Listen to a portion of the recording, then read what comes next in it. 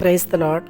మరొకసారి ఉదయకాల సమయంలో అనుదిన దోపవేదిక ద్వారా దేవుని వాక్యం వింటున్న మీ అందరికీ ప్రభు పేరట వందనాలు తెలియజేస్తూ ఉన్నాం. ఈరోజు కూడా ఒక మాట చదువుకుందాం.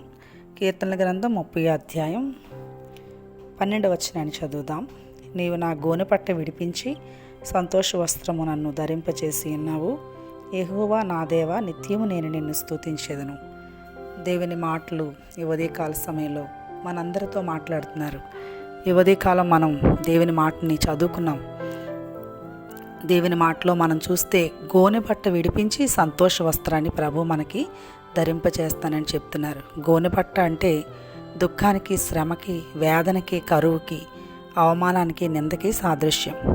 ఈ మాటలు వింటున్న మీ జీవితం ఒకవేళ దుఃఖంలో ఉందేమో, ఒకవేళ మీరు శ్రమలో ఉన్నారేమో, అవమానించబడుతున్నారేమో, నిందించబడుతున్నారేమో, ఒకవేళ మీ పిల్లలను బట్టో, మీ భర్తను బట్టో, మీకున్న సమస్యలను బట్టో, లేకపోతే మీకున్న అప్పులను బట్టో, మీకున్నటువంటి బంధువులను బట్టో, ఒకవేళ మీకున్నటువంటి స్థితిగతులన్నిటిని బట్టి ఒకవేళ మీరు దుఃఖపడుతూ ఉంటే ఉదయకాల సమయంలో ప్రభు మీతో మాట్లాడుతున్నారు.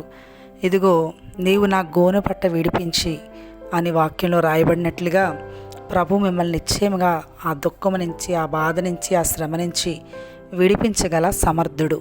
ప్రభు దుఃఖపడిన వారందరినీ కూడా ఓదార్చినట్టుగా దేవుని వాక్యంలో చూస్తాం. కాబట్టి ఈ ఉదయకాలం ఈ మాటలు వింటున్న మీతో ప్రభు సెలవిస్తున్న మాట, ఇదిగో సంతోష వస్త్రాన్ని ప్రభు మీకు ధరింపచేస్తాడు అని వాక్యంలో రాయబడింది. కాబట్టి మీ దుఃఖమంతా కూడా సంతోషంగా ప్రభు మారుస్తాడు.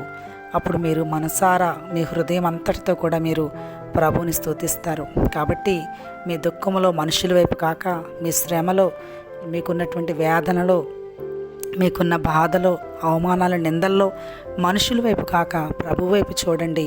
నిజంగా మీ జీవితాల్లో మీ దుఃఖం సంతోషంగా ప్రభు మారుస్తాడు.